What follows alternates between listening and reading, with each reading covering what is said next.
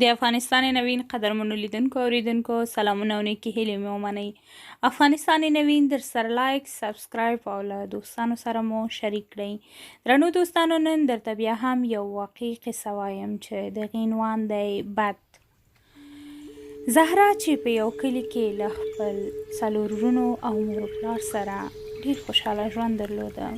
زهرا د ملک لور وه. په کور کې ډېر زیات نوکران او خوشحاله ژوند درلود. د کلي په یو ښوونځي کې به دوی زده کړې کولې. په شپږم صنف کې وه. ډېره ښکلې وه زهرا. زهرا به یې تل مور ته ویلې چې مورجانې غواړم په آینده کې ډاکټره شم او زموږ په کلي کې ډاکټران نشته، دلته به زه خلکو ته خدمت کوم. مور به یې هم ورته ډېره خوشحاله وه او هڅوله به یې. ورته به یې ویلې لورې ما نه خو درس پاتې شو، خو نه غواړم چې تا نه پاتې شي. ما خو درس نه ده ویلی، په دواړو سترګو داسې یم لکه ړنده، اما تاسو نه غواړم چې تاسو له درسه پاتې شئ. د زهرا څلور وروڼه ول. په څلور وروڼو کې مشر ورور همیشه شخړې کولې. په کلي کې به یې ټولو ته ځان داسې ښکارولو چې زه خو د ملک زوی یم، ما سره هېڅوک نشي رسېدلی. او همیشه به یې د ښوونځۍ مخکې هم ګرځېده، پردۍ نجونو ته به یې کتلې.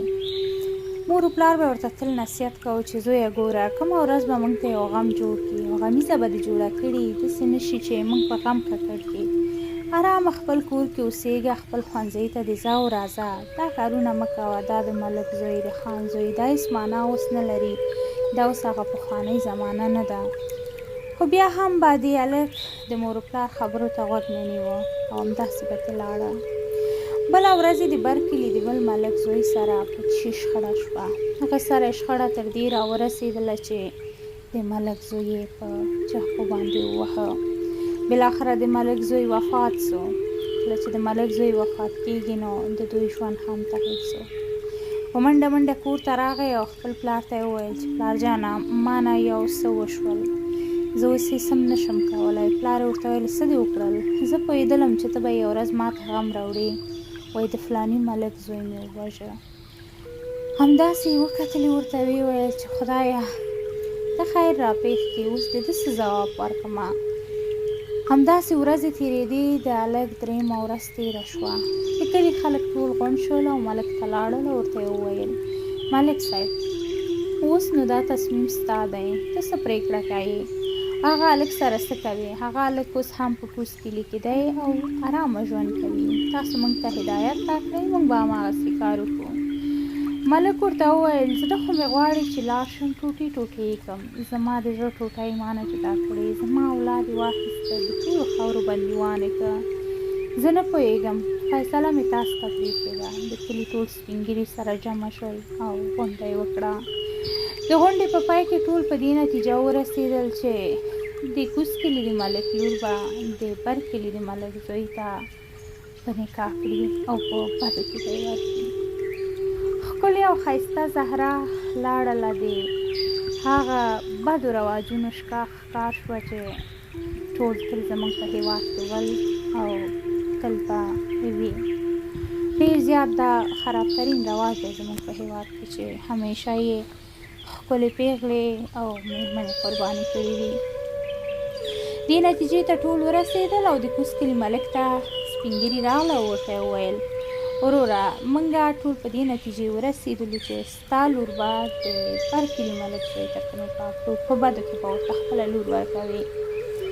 ملک حیران پات شو، هک پک شو، ویې ویل نه، زما زوی کولی شي ځان سره یې ویسئ، هغه ملک ته یې ویسئ، هر څه چې پې کوي ودې کړي، اما زه خپله لور هغې ته نشم ورکولی. هغه خپله مخکې نه مېرمن لري، اولادونه لري، زه خپله لور غم کې نشم اچولی.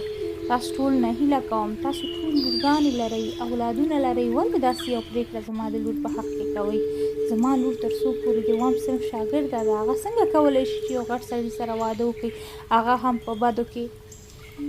مګر د کلي ټولو مشرانو همدا فیصله کړې وه چې وروره نور څه نه کېږي، زموږ فیصله همدغه ده چې ستا لور به د هغه د زوی په نکاح کې کېږي. بالاخره یو هفته تېره شوه، د زهرا مور ډېر په چیغو چیغو ټولو ته وویل چې زه مې خپله لور نه غواړم ورکړم، زما لور ارمانونه لري، هغه ښوونځی وایي، هغه درس ته ځي، ولې ورسره داسې کوئ؟ هغه ډېره وړه ماشومه ده. نو هیچ چا یې هم خبرو ته غوږ کېنښوده. وړه زهرا هره خوا کتل، حیرانه پاتې وه. د اسمان نه پې لوی تندر راولوېدلی و. اخوا دېخوا یې کتلې، خپل پلار ته یې ویلې پلاره ما نو څه کړي دي، ورور مې قتل کړی، هغه د هغه مسؤلیت ده چې هر څه ورباندې کوي. نو ورور یې راغی او زهرا ته یې وویل ته د خپل ورور لپاره دومره څه نشې کولی، د څه په درد خورې، غواړې ما ووژني، خو پرېږده ورسره واده وکوه. زهرا هم په ډکو سترګو وژړل او ورته یې وویل لالا دلته زما څه قصور ده، کار تا کړی او واده به ورسره زه کوم، زه دا واده نشم کولی او زه هغوی هېڅ نه پېژنم، ولې ما سره دا بد کوئ، زه هېڅکله هغه سره دا واده نشم کولی. اما هېچا یې د خبرې ته غوږ کېنښوده. بالاخره میاشت تېره نه وه چې د برکلي ملک راغی، له څو کسانو سره زهرا یې د واده په نوم ویوړله. زهرا د شپې لاړه د هغوی کور ته، هره خوا ته یې کتل، هر چا نه وېرېدله، هر څوک ورته داسې ښکارېدل لکه دا چې خوري، او هغوی ته هم دا داسې ښکارېدله چې د قاتل خورې ده، هغه قاتل چې د دوی د زړه ټوټه یې ورته وژلې ده، هغه قاتل چې د دوی زوی یې ورته وژلی ده. ټولو زهرا ته داسې فکر کوو چې دا یې دښمنه ده، د دښمنې په حیث یې ورته کتلې. کله چې سهار شو د زهرا خواښې راغله او ورته یې وویل پاڅېږه زهرا جانې، ته موږ دلته واده کړي راوړي مو نه یې چې ته زموږ ناوې یا زموږ انګورې، زه انګورم لرم شکر مسیانم لرم هر څه لرم، ته زما د زوی د قاتل خور یې، ته زموږ دښمنه یې، ته به دلته زموږ نوکره یې، ستا بل حیثیت نشته، زموږ کارونه خو به ټول کوې د دې کلي د ټولو خلکو څه مسؤلیتونه چې دي ټول په تا باندې دي، دا زما د کور نوکرانو کار به ته کوې. زهرا بیچاره به سهار نه تر ماښامه پورې ټول کارونه وکړل.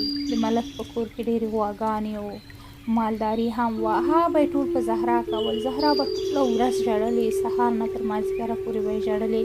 کله به چې پخلنځي ته لاړه چې یو څه به ورنه لږ زر خراب شو نو ټول به په چیغې وهلې چې تا ته د مور پلار څه نه دي ښودلي، دې څنګه تربیه کړې چې ستا مور پلار خو اصلا تربیه زده نه وه، ستا ورور یې هغه قاتل تربیه کړی و، زما زوی یې ووژه. په هر څه کې به زهرا ته همدا پیغور و.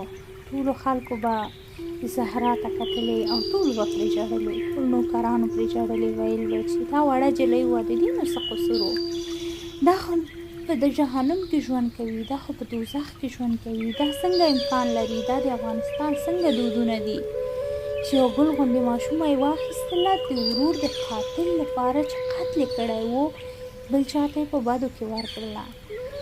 د دې نجلۍ نوم نور زهرا نه و، نوکره وه، ټوله ورځ به ګرځېدله، د پلار کور ته یې نه پرېښودله. د زهرا د کور نوکره لاړه او د زهرا مور پلار ته یې وویل چې لاړ شئ د کلي خلکو سره خبرې وکړئ، سپین ږیرو سره خبرې وکړئ، زهرا په جهنم کې ژوند کوي، زهرا شپه او ورځ هلته نوکري کوي، وهل خوري، ډبول خوري، خپل د زوی ټول قصور هغې نه اخلي، لاړ شئ ستاسو لور به مړه شي. مور و پلار یې لاړل او د کلي ټول سپین ږیرو سره خبرې وکړې، ورته یې وویل د خدای لپاره تاسو دا فیصله کړې ده، زما لور مو اخیستې ده، جهنم ته مو لېږلې ده، ولې داسې کوئ تاسو ورسره؟ نو د کلي خلک هم جمع شول او لاړل د ملک کور ته. ملک ته یې وویل ملک صاحب موږ دا پرېکړه موږ کړې وه چې زهرا به ستاسو د کور ننګور شي، اما موږ چې څومره خبرېږو زهرا باندې تاسو ډېر زیات ظلم کوئ، هغه انسانه ده، هغې سره ولې داسې بد چلند ورسره کوئ؟ ملک ورته وویل ګورئ که تاسو مخکې پرېکړه کړې هغه تاسو کړې ده، مګر اوس دا زما د خپل کور منځنۍ خبرې دي، دا زما د کور خبرې دي، زه نه غواړم چې زما په کور کې نور خلک مداخله وکړي، او بل دا چې هغه موږ جهنم ته نه ده لېږلې، دا تاسو ته چا وویلې، هغه دلته ارامه ژوند لري. نو کله چې زهرا راوغوښتله زهرا ته یې وویل چې بچیه ته ووایه چې تا باندې څه کېږي دلته. زهرا هېڅ هم ونه ویل، په چوپه خوله ناسته وه او بس ژړلې سترګو نه یې اوښکې روانې وې. ویې ویل چې هېڅ هم نه، ما سره څوک هم ظلم نه کوي، زه دلته خوشحاله یم. کله چې د کلي سپین ږیري لاړل نو ملک زهرا راوغوښتله او ورته یې وویل ښه تا دې خلکو ته دې لپاره ژړل چې په تا باندې سخت ظلم روان ده، د دې شکر وباسه چې موږ هم وژلې نه یې تر څو پورې ژوندۍ مو پرېښې یې. زهرا په ژړا ورته وویل چې کاکا جانه ما نو څه کړي دي؟ قتل زما ورور کړی او نیولې تاسو زه یمه، نو زما ګناه څه شی ده؟ ستا زوی خو ما په سترګو لیدلی هم نه و. که زه ووایم چې ستاسو زوی ما لیدلی او ما دا کار کړی، ما خو نه ده کړی، زما ورور دا کار کړی. تاسو اول دا ولې پرېکړه وکړه یا مو قبوله کړه چې زه به ستاسو ننګور شم؟ تاسو په دې باندې غواړئ زما مور پلار ته رنج ورکړئ؟ زما د مور پلار څه ګناه ده؟ نو د ملک ورته په ډېرې غوسې سره وویل چې ځه مخ نه مې ورکېږه، زه هېڅ نه غواړم چې زما د زوی د قاتل خور قواره زما په کور کې واوسېږي. لاړه شه، ته لاړه شه، په غوجله کې واوسېږه. زهرا بیچاره ته یې له نوکرانو سره د کور شاته یوه کوټه ورکړې وه. هغه به هلته همیشه که مریضه وه، جوړه وه، هر څه به و هملته به پرته وه. هېڅوک یې هم نه ول چې پوښتنه یې ورته وکړي. زندګي کې د جهنم په څېر اوسېدله او شپه ورځ به یې دا دعا کوله چې خدایه دې ژوند نه ماته مرګ ښه ده، زه غواړم مړه شم، اما نه غواړم دلته واوسېږم، زما دا ژوند نه دی پکار. ټوله ورځ به یې ژړل او خدای ته به یې همدا سوال کوو. بالاخره زهرا یې په غوجله کې واچوله.